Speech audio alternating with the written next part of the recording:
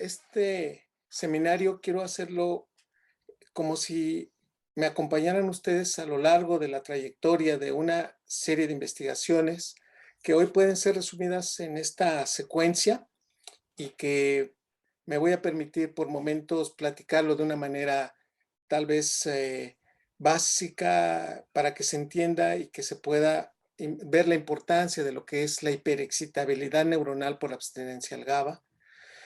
Y en este viaje de la fisiología de la caracterización a la farmacología de su inhibición. La epilepsia, el, el antecedente fundamental de esta investigación data ya prácticamente de 35 años, en donde es una de las enfermedades más frecuentes en el sistema nervioso central. Es un síndrome de irritación cerebral que su característica fundamental es un incremento en la actividad neuronal y que afecta al 1% de la población. El otro factor que sustenta esta investigación es reconocer que el síndrome de abstinencia aparece cuando se suspende de forma abrupta el consumo de una sustancia. Que esta depende del tiempo de la sustancia, pero también de la sustancia en sí que estamos hablando. No todas las sustancias van a generar la misma abstinencia, ni todo el cuadro clínico, los signos y síntomas que pueden aparecer, pero hoy sabemos que puede expresarse a través de un temblor, de náuseas, del deseo y la necesidad de volver a consumirlo, de dolor de cabeza, tensión no solamente psicológica, sino también a nivel muscular, cambios en los patrones de sueño, modificaciones en el apetito, alucinaciones, delirio, inquietudes. Y que para que se entienda que hay un síndrome de abstinencia tenemos que valorar dos factores importantes, la tolerancia y la dependencia. Y como bien lo dijo el doctor Pellicer, la tolerancia es la disminución de la respuesta que se tenía de este factor, de esta sustancia, y que necesitamos gradualmente más dosis para que obtengamos el mismo efecto. Por lo tanto, para que exista un síndrome de abstinencia debe de haber primero tolerancia y el otro punto es la dependencia, en donde las neuronas se adaptan a trabajar y tal pareciera que necesitan otra vez de la sustancia para trabajar como antes lo hacían. Es decir, que para mantener la función normal de una célula necesitamos de la droga en sí que había generado este problema. Con esta idea, epilepsia, síndrome de abstinencia, tolerancia y dependencia, permítame llevarlos a la primera parte de este seminario. En la década de los 80 del siglo pasado, se entendía que el receptor que mete cloro a las neuronas y que en consecuencia cuando se activa genera una hiperpolarización porque se carga el interior de la célula con cargas negativas. Esto es lo que hace el GABA y entre el 65% de todas las neuronas que se encuentran en la corteza cerebral son sensibles a este neurotransmisor. Pero es un receptor, además de hermoso, tiene una característica importante. Es, digamos, de alguna manera farmacológicamente el blanco de otras sustancias. Benzodiazepinas, neuroesteroides, barbitúricos, el alcohol, generan que se activen también esto, pero lo hacen en diferentes sitios, de tal manera que esto garantiza farmacológicamente efectos sumativos entre ellos, utilizando sitios distintos para meter más cloro y en consecuencia modifique más la excitabilidad neuronal. Este receptor está compuesto de varias subunidades y ahora conocemos que pues es, digamos, tan diverso en su composición que hablar de un mismo receptor tendríamos que decir el tipo de subunidad que lo compone.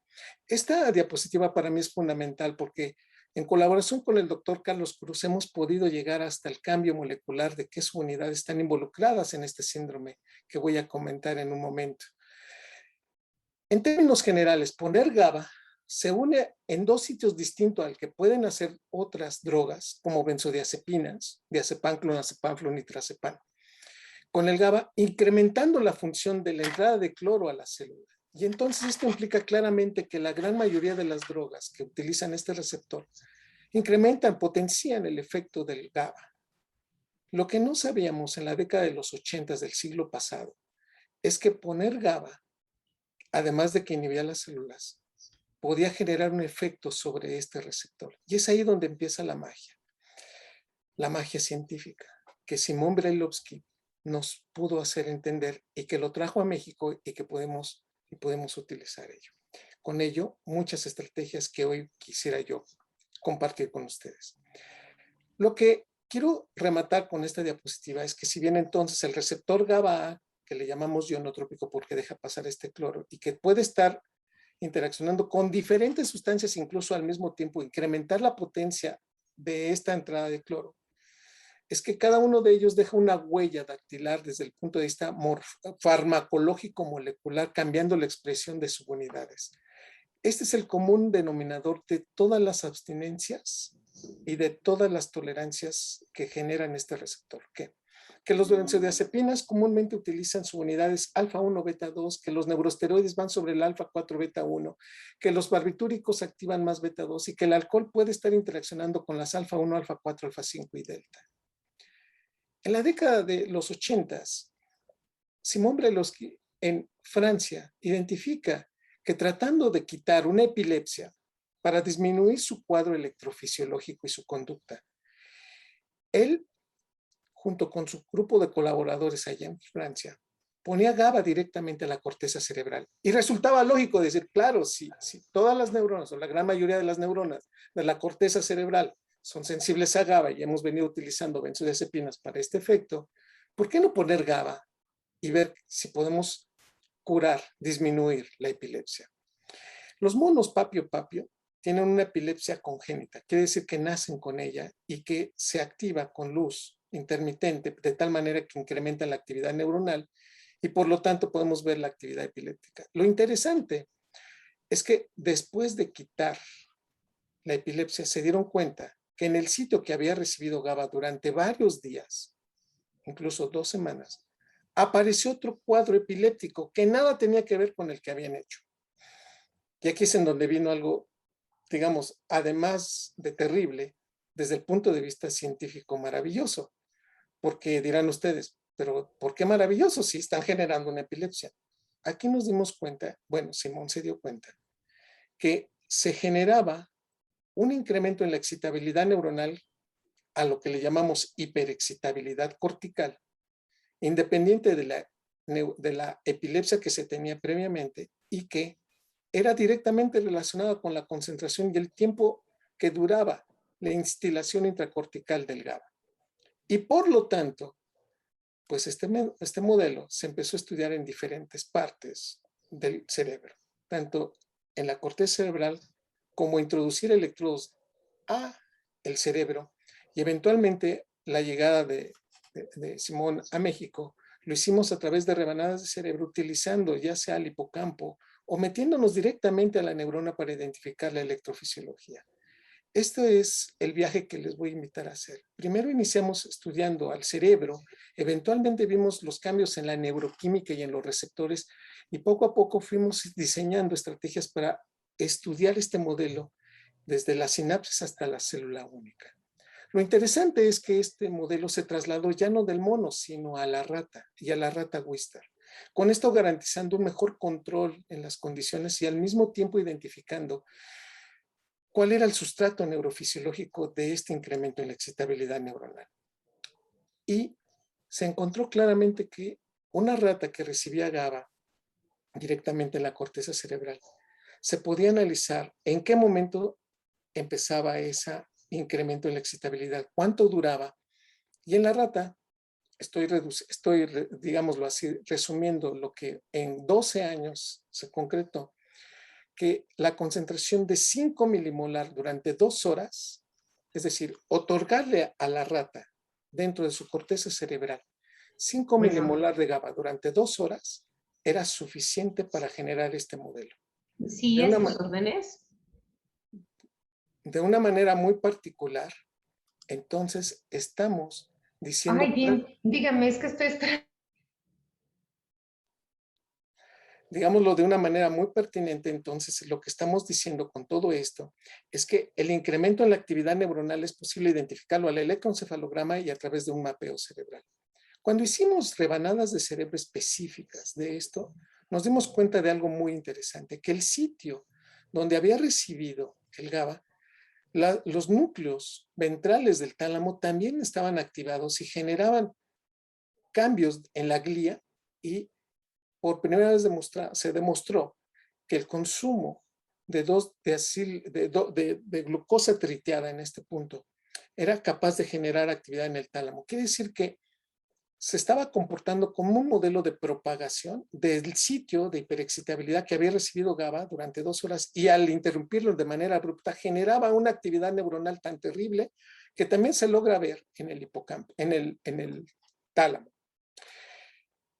Pero lo que más nos vino aquí ya involucrándome en México a este proceso es que después empezamos a identificar qué es lo que pasaba en ese cerebro. Y lo que concluimos es que disminuye la síntesis de GABA.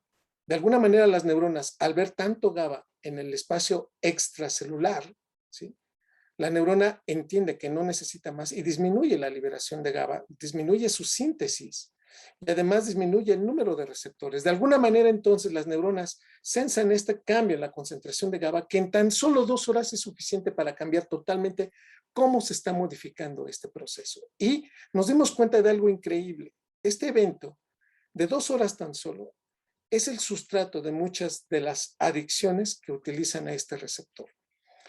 Cuando introdujimos electrodos a las neuronas, se dieron cuenta de algo muy interesante los investigadores, que entonces las neuronas incluso por sí sola, una sola neurona empieza a cambiar su manera de activarse.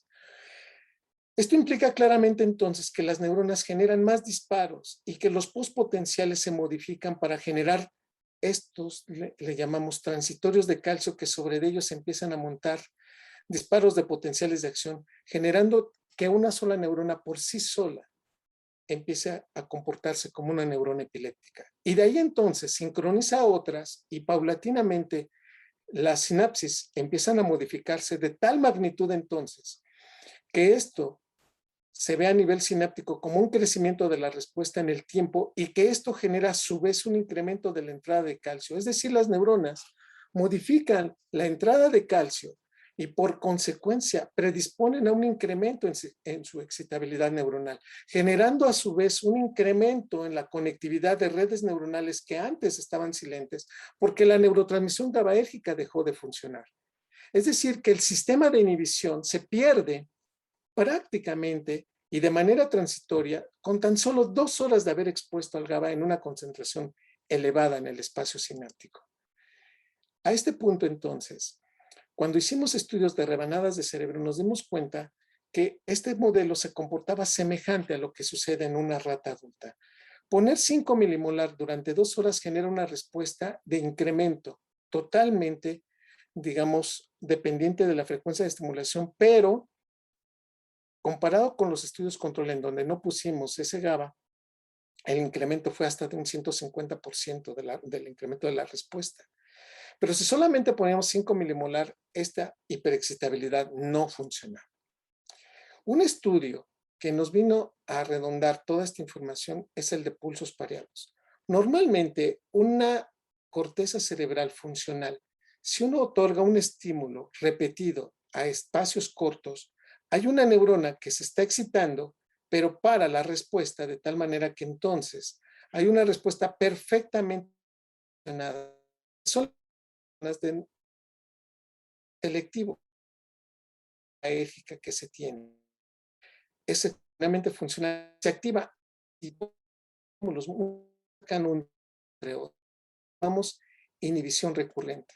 Cuando la inhibición recurrente existe, esto quiere decir que es un cerebro sano, que es una respuesta fisiológica normal. Este es el sustrato de por qué el cerebro puede poner atención tan selectiva de una manera muy puntual y que por eso el segundo no lo ve, aún siendo más importante el segundo que el primero.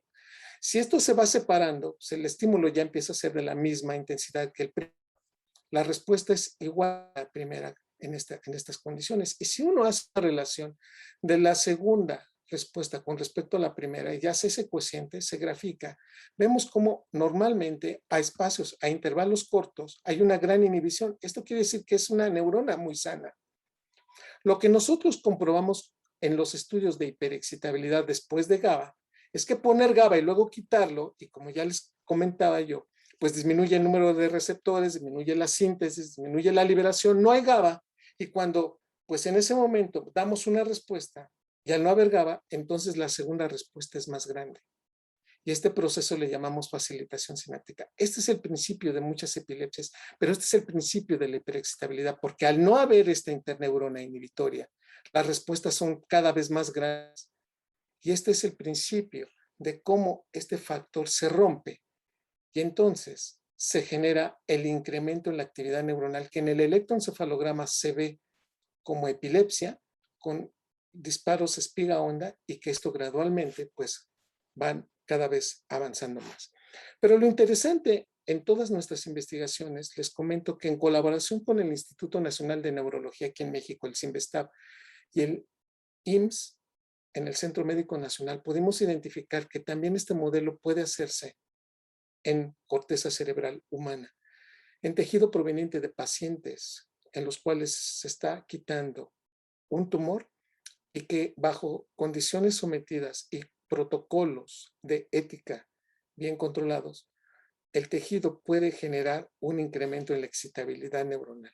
Quiere decir que los cerebros de los mamíferos estamos muy cercanos y relacionados. Al poner un inhibidor y al quitarlo de manera abrupta, genera este incremento en la respuesta. Por lo tanto, a este modelo se le denominó síndrome de abstinencia GABA.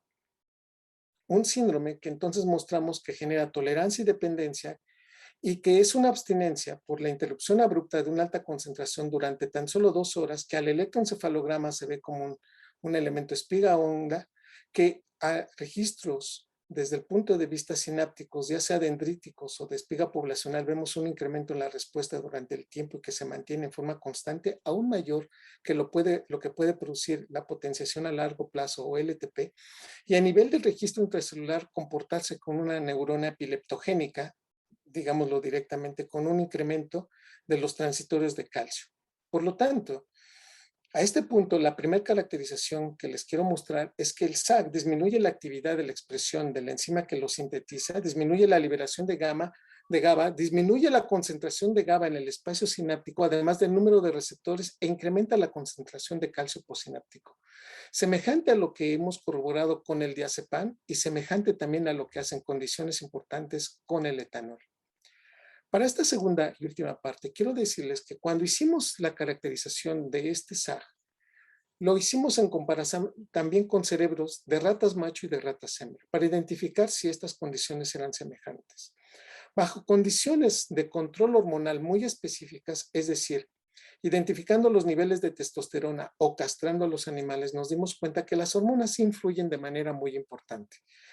Animales con unos niveles, desde el punto de vista en las hembras, con altos niveles de estrógeno y progesterona, estamos hablando de un ciclo estral con respecto a una rata con niveles elevados de testosterona, nos dimos cuenta que la inducción de los dos están prácticamente semejantes. Sin embargo, la duración en las ratas macho es de 7 días del síndrome y en la relación a las hembras es de 5 días. Es decir, tal pareciera que la abstinencia es más fuerte en el cerebro de los machos que de las hembras. Y en la relación de la actividad de espiga onda nos dimos cuenta que efectivamente, aunque dura menos, al parecer, el factor de hiperexcitabilidad es más fuerte porque la amplitud, es decir, la potencia del electroencefalograma es más fuerte en las hembras que en los machos. Y en los primeros estadios de la evolución del síndrome, este proceso en la aparición del número de espigas ondas es más fuerte en el cerebro de las hembras. Esto quiere decir entonces, primera conclusión a este punto, que al parecer el factor hormonal es fundamental. Y esto implica claramente que en estas condiciones, los cerebros con hormonas, específicamente el de las hembras, dura menos, pero pareciera que es más irritable, genera mayor respuesta hiperexcitable. En rebanadas de cerebro nos dimos cuenta que en los machos se incrementa la respuesta sináptica a mediano o largo plazo con respecto a las hembras. Pero entonces viene una respuesta. Si el síndrome ya hemos visto que puede estar involucrado, el síndrome de abstinencia a GABA, en la generación de una respuesta de hiperexcitabilidad, ¿qué estará haciendo con las conductas? Y ante esta, digamos, contundente pregunta, nos fuimos a preguntar qué sucede en la respuesta sexual en los roedores, específicamente si hay un modelo del estudio de la actividad sexual en los roedores con respecto a los humanos, y somos muy semejantes. El área tegmental ventral y el núcleo accumbens liberadores de dopamina están relacionados de manera presináptica con un control GABAérgico muy potente. Y a nivel de la amígdala cerebral y de los núcleos talámicos como el núcleo preóptico medial y el núcleo ventral medial son también relacionados directamente con el proceso GABAérgico y con el control hormonal. De tal manera que el receptor que estamos viendo también está modulando la expresión de la actividad sexual. Y aquí lo interesante, sin llegar al tálamo, lo que estoy diciendo es que si la instilación del GABA es a nivel cortical, la modificación del receptor GABA también se da en estas regiones por este proceso de proyección. En otras palabras, en el modelo en rata, durante la hiperexcitabilidad, vimos lo que hacían con respecto a machos y hembras y nos dimos cuenta de algo muy interesante. En los machos se incrementa la duración de la serie copulatoria, pero desde el punto de vista del número de montas prácticamente no lo hace. En cambio, en las hembras, el coeficiente de lordosis se incrementa de manera significativa. En otras palabras, una hembra genera más lordosis y aunque la duración de la serie copulatoria en los machos es más grande, el factor es que la hiperexcitabilidad neuronal tal pareciera que incrementa la conducta sexual en hembras y la disminuye en machos. Cuando hicimos un análisis de la conducta de ansiedad en el síndrome, se utiliza el laberinto elevado en cruz. Los animales pueden caminar normalmente en estados de control. Principalmente están más en los brazos abiertos que con respecto a los brazos cerrados. Un animal que se encuentra en brazos cerrados a través de la conducta del laberinto elevado en cruz muestra claramente que un animal en brazos cerrados se encuentra más estresado, se encuentra más en un nivel de ansiedad.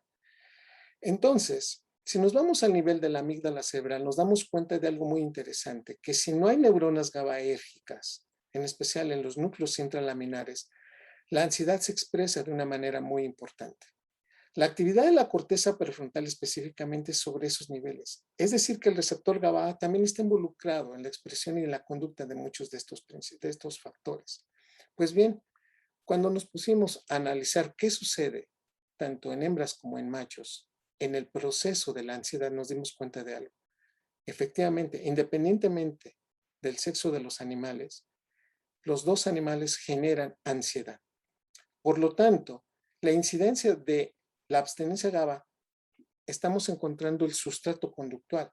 Genera una ansiedad muy importante, evaluada 48 horas después de haberse iniciado el síndrome, y a nivel de la conducta sexual, un cambio muy característico en la conducta de las ratas hembras, a ser, digamos, más disminuido. Cuando nos fuimos a evaluar, y en la muestra de esto, es que los procesos de la conducta depresiva que están relacionados con la ansiedad, también nos dimos cuenta que los receptores, en especial cuando animales tienen trastocada la subunidad alfa-2 del receptor GABA, está involucrada. En estudios para evaluar la conducta depresiva, pues si a un animal se le pone a nadar, ellos no están preparados para hacerlo, pero luchan, nadan, esta conducta pues está lejos de estar en un proceso depresivo, pero si deja de nadar y se queda inmóvil, esto es lo asociado o estaría muy relacionado con conductas depresivas. Al hacer esa evaluación nos dimos cuenta de algo muy interesante. Los machos siguen tratando de escapar, es decir, que la abstinencia GABA tal pareciera que involucra un incremento en la sensación y el proceso de tratar de salir, pero en las hembras disminuye esta conducta. Quiere decir que el proceso en condiciones de estradiol y progesterona elevados en una secuenciación de un cerebro en estas condiciones con hiperexcitabilidad neuronal, las hembras tienden más a estar deprimidas con respecto a los machos. Esto quiere decir entonces que hay en términos generales, un dimorfismo no solamente fisiológico, sino farmacológico en la expresión y en el impacto que tiene en las conductas de esta hiperexcitabilidad. En trabajos con el doctor Carlos Cruz, en colaboración con el doctor Carlos Cruz, nos fuimos a preguntar qué estaba sucediendo en estas condiciones de las subunidades que componen al receptor. Y nos dio, y con mucho gusto, ya en un artículo listo para enviarse a la publicación, nos dimos cuenta de algo muy interesante. Las hembras, en un estado agudo, igual semejante a los machos, disminuye la expresión de las unidades alfa-2 y alfa-4 de los receptores a GABA. Los receptores no solamente se esconden, sino también cambian la expresión de las unidades. Pero lo que nos dio pauta a esto es que las hembras se recuperan más rápido que comparado con los machos en expresión de subunidades. Esto indica claramente entonces que incluso la expresión de las subunidades alfa 1, alfa 4 son extraordinariamente cambiantes durante el fenómeno de abstinencia.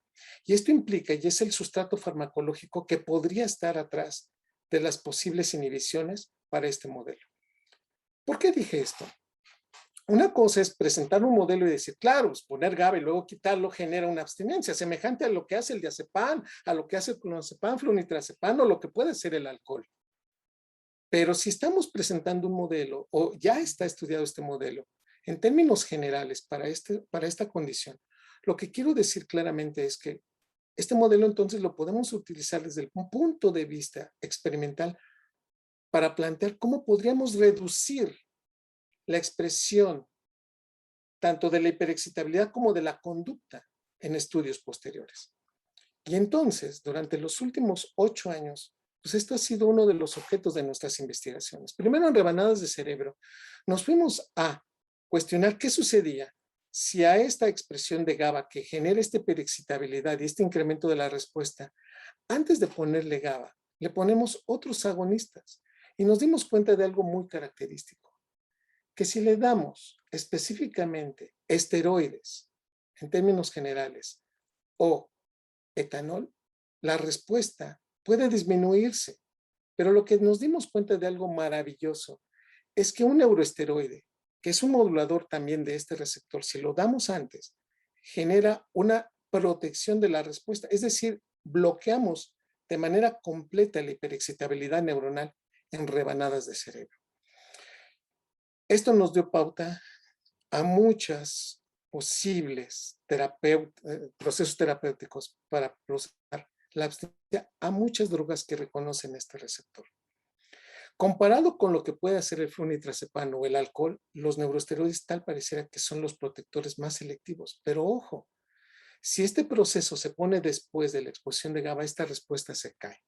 Quiere decir que el nivel de exposición y la secuencia de exposición es fundamental para ver cómo este sistema se inhibe.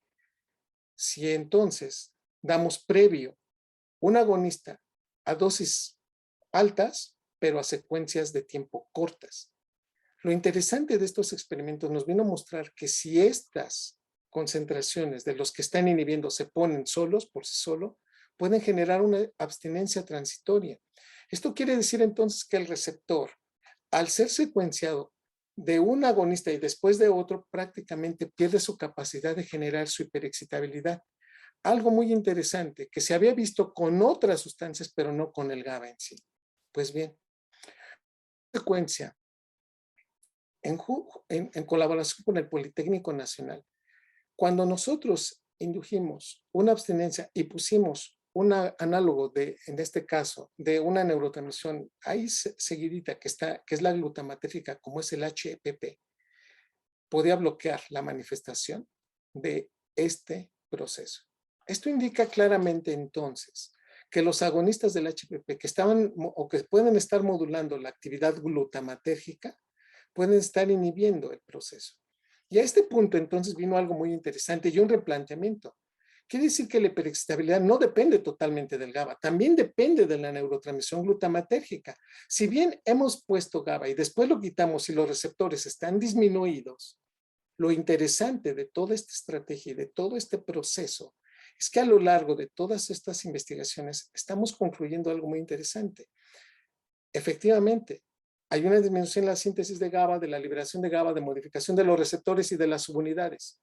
Que esto expresa el cambio electrofisiológico, pero también de la conducta. Pero esto también implica entonces un incremento de la actividad glutamatérgica. Entonces, la inhibición se quita, la excitabilidad se incrementa, y entonces viene la otra lógica. Si damos un antagonista glutamatérgico, ¿se podría ver este efecto inhibitorio? La respuesta es sí. Y entonces, en este proceso, pues es muy claro que se están intentando pues agregar fármacos que no solamente vayan sobre la actividad glutamatérgica, sino el proceso de la actividad de receptores, por ejemplo, también para GABA, para otro tipo de receptores como pueden ser la noradrenalina, Pero lo más interesante es que esas respuestas parece ser que no son tan importantes. Es decir, la inhibición no se da totalmente. Estamos hablando de un proceso inhibitorio transitorio que no pasa más del 40 o 60%. Si bien estas investigaciones son promisorias y estando en este nivel, vino una pregunta muy importante. ¿Qué estará pasando con el sistema de los endocannabinoides? Es decir, estos receptores que están tanto en pre como postsinapsis y que pueden estar involucrados en la modificación de muchas actividades neuronales. Hoy sabemos que si estamos hablando de endocannabinoides y que utilizan, por ejemplo, la anandamida o el 2-deacilglicerol, que son, digamos, de una manera ácidos grasos que producen las células y que están involucrados con muchas actividades, que están utilizando receptores tipo 1, tipo 2, que le llamamos CB1 y CB2, y que en términos generales están ya sea o inhibiendo la liberación de GABA o incrementando la expresión de otros tipos de receptores. ¿Cuál sería el proceso que está atrás si se da un agonista de estas moléculas en estos términos? Y lo interesante fue que por primera vez pusimos en relación a esto y nos dimos cuenta de algo.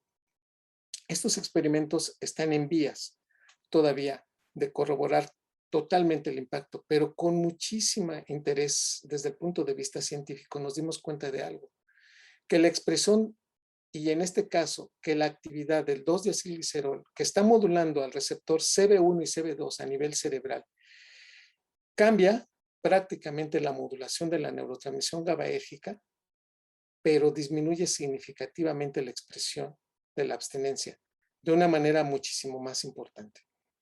A este punto, uno de los datos característicos que tenía la abstinencia es que no podría ser inhibido con otros antiepilépticos conocidos y que esta era una de las tareas que nos habíamos enfocado desde el principio de este siglo.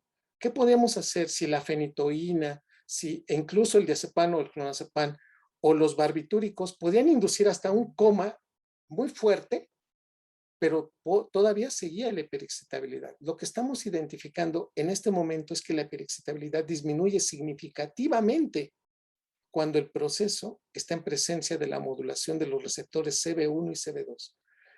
Y en este contexto, entonces nos dimos cuenta de algo muy interesante. La aplicación de 2-deacilglicerol genera una respuesta inhibitoria sobre la hiperexcitabilidad neuronal como no lo había tenido otro agonista o otro antagonista. Quiere decir que probablemente, y en estas condiciones, los receptores CB1 y CB2 están totalmente generando una inhibición en la hiperexcitabilidad neuronal, que en estas condiciones, pues ya se sabía, por, digamos, Schulman, en términos generales, de un proceso inhibitorio selectivo, porque el 2-deacilglicerol, por ejemplo, está atrás de inhibir la hiperexcitabilidad que genera el LTP, de que incrementa la liberación de GABA en el hipocampo, pero al mismo tiempo activa quinasas que pues desarticulan totalmente cualquier proceso de hiperexcitabilidad neuronal. En términos generales, me parece que la diana que viene de aquí en adelante es relacionar lo que hace el sistema endocannabinoide específicamente con el proceso de inhibición de muchos de los eventos epilépticos que le han visto, pero en especial estamos hablando de una sustancia que es endógena, de un ácido graso que se produce todos los días y que además de estos efectos, bueno, se ha comprobado que pues, el 2-deacilglicerol también puede tener actividad sobre los astrocitos y sobre la microglia, generando todavía un aspecto muchísimo más grande del proceso inhibitorio. Quiere decir que estamos tocando una puerta y estamos abriendo un amplio panorama para decir que las abstinencias no solamente deben de estar relacionadas entre neurona y neurona, sino la modulación que pueden tener otras células dentro del cerebro, que pueden ser los astrocitos en la microglia, inhibiendo pues incluso modificando el metabolismo que puede estar con el cambio de pH o con la actividad de potasio extracelular o directamente en la microglia, disminuyendo específicamente la actividad de factores proinflamatorios que también sabemos que están involucrados en muchos procesos proepilépticos. De tal manera que con esto, si ustedes se dan cuenta, queridos colegas, queridas personas que están leyendo y escuchando esta exposición, estamos ante el umbral de ir a buscar otros fármacos o una respuesta neurofarmacológica nueva para evitar estos síndromes de abstinencia, que suena muy interesante y al mismo tiempo muy ambiciosa. Por lo tanto, mis conclusiones a este punto. Tenemos un síndrome, el síndrome de abstinencia GABA, que tiene características conductuales electrofisiológicas como un denominador, un incremento en la excitabilidad neuronal, que lo hemos visto tanto en neuronas de la corteza cerebral como del hipocampo, y que hemos identificado que incluso lo que hace el hipocampo es todavía muchísimo más fuerte y proyectivo que lo que hace la amígdala cerebral con respecto a la corteza cerebral, y que puede hacer incluso más que el hipocampo en sí, que incide directamente sobre las conductas sexuales depresivas y de ansiedad, y que esto también hay un dimorfismo no solamente sexual sino farmacológico, y que es muy interesante ir sobre esta parte para identificar que no es el síndrome tanto en machos como en hembras dependiendo de los niveles hormonales, y que en fase aguda la expresión de las unidades alfa 1 y alfa 4 están disminuidas, y que esto puede ser el sustrato de muchos de los eventos sinápticos que se dan de manera, ¿sí?, previa, y que este es, digamos, el factor farmacológico sobre el que tenemos que ir a buscar, que es que remontar rápidamente que las unidades alfa 1 y 4 se vuelvan a expresar, y que efectivamente este proceso pueda ser a este nivel molecular el sustrato de muchas, digamos, posibilidades farmacológicas para la atención de adicciones. Pero también puede ser inhibido. Si este seminario yo lo hubiera dado hace 15 años, tal vez estaríamos hablando de una secuenciación muy complicada, porque como síndrome, una de las características que lo ponía en la mesa es que era difícilmente de ser inhibido. Hoy tenemos más evidencias para inhibirlo y todavía más para bloquearlo. Quiere decir que si bien es un sustrato, ¿sí?, heurístico de lo que hace el alcohol, las benzodiazepinas y los barbitúricos, en sí solo presenta un modelo de estudio de estas abstinencias, pero también como un modelo farmacológico para utilizar futuras estrategias para poder estar utilizándolo en contra de las abstinencias a drogas. Quiero cerrar este seminario recordando a quien me abrió un laboratorio, a quien me enseñó y a quien difícilmente podría alcanzar en su grandeza intelectual, en sus planteamientos y en sus hipótesis. Él es Simón Brailovsky. Lo quiero tener siempre presente porque todos los días, en los hallazgos, en las discusiones con los alumnos y en los procesos de interactuar, él siempre sigue presente. El libro El cerebro averiado que él escribió fue mi primer acercamiento hacia este, digamos, estudio de las neurociencias, la abstinencia GABA. Tengo el honor de haber sido su alumno y para mí siempre ha sido un privilegio. Y no obstante a que lo perdimos en 1998, el 28 de mayo, sigue tan presente en la vida académica de un servidor, que no obstante a que no estemos en el Instituto de Biología Celular y que yo haya podido integrar tantos conocimientos, es por la forma que él me hizo entender, que es que hay que tener la humildad al conocimiento y que no obstante, aunque más se sepa, más humilde debe de ser quien posee ese conocimiento. Yo eso se lo debo a Simón, y así como en esta fotografía siempre lo voy a seguir recordando y siempre lo voy a seguir extrañando, con sus expresiones, con sus bromas, con su amor tan característico que era, pero sobre todo por el gran científico que fue y por la manera de pensar siempre inquisitiva hacia las cosas que siempre hacía uno como investigador. Vaya mi reconocimiento y siempre mi recuerdo a Simón, y que él creo que hoy estaría muy, muy contento viendo que el síndrome de abstinencia GABA se puede ver en cerebros humanos, se puede identificar en el humano, que se puede modificar esta plasticidad neuronal negativa con exposición con otros agonistas y que puede ser bloqueado y que estamos en función de ello seguramente en los siguientes años. Mi reconocimiento a Isaac Pérez como mi ayudante, al Instituto que nos ayuda con los humanos, con el humano nacional, que nos ha ayudado a identificar las características tisulares de estos tejidos, al CIMBESTA por los estudios electrofisiológicos concomitantes, al doctor Carlos Cruz con los estudios de biología molecular, al grupo de la doctora Gloria Benítez, que nos ha ayudado en las estructuraciones neuroquímicas, a Héctor Celis y Marcela Valdés, que ha sido maravilloso estar acompañados de estos investigadores jóvenes y maravillosos que contribuyen todos los días a nuevas expectativas y nuevas hipótesis y, por supuesto, discusiones académicas que siempre acaban con una sonrisa diciendo, tengo que leer ese artículo que me acabas de decir. Y a mis estudiantes, ex estudiantes ahora, que todos con una historia de éxito, como son Karen Pimentel, Alejandra Hernández, que relacionaron las diferencias de cerebros entre hombres, entre machos y hembras, viendo las actividades hormonales. José María Cornejo, que nos entregó toda la estructuración de la actividad en animales overectomizados y castrados. Angie Moreno, que fue una parte importante del conocimiento de la abstinencia con otros agonistas del HPP y todo lo que se manejó en relación a ello, y Angélica González con los estudios preliminares que tenemos en relación con el sistema de los endocannabinoides. Un reconocimiento a mi instituto, a quien quiero y a quien estoy muy orgulloso de pertenecer, a mis autoridades, pero en especial a alguien que creyó siempre en mí y que siempre me ha recibido con una sonrisa y aún en los problemas más grandes me ha enseñado que se puede ser una gran persona y un excelente jefe. Gracias, doctor Pellicer, a usted mi reconocimiento porque creyó en este joven que regresaba de Estados Unidos y que hoy tenemos todas estas evidencias para poderlas presentar y que pues ya se viene pues toda una serie de proyectos y de artículos en puerta para presentar esto ya de una manera muchísimo más contundente. Y a todos ustedes que me han permitido llegar a través de este momento por esta frecuencia, muchas gracias. Un honor poder estar platicando con ustedes.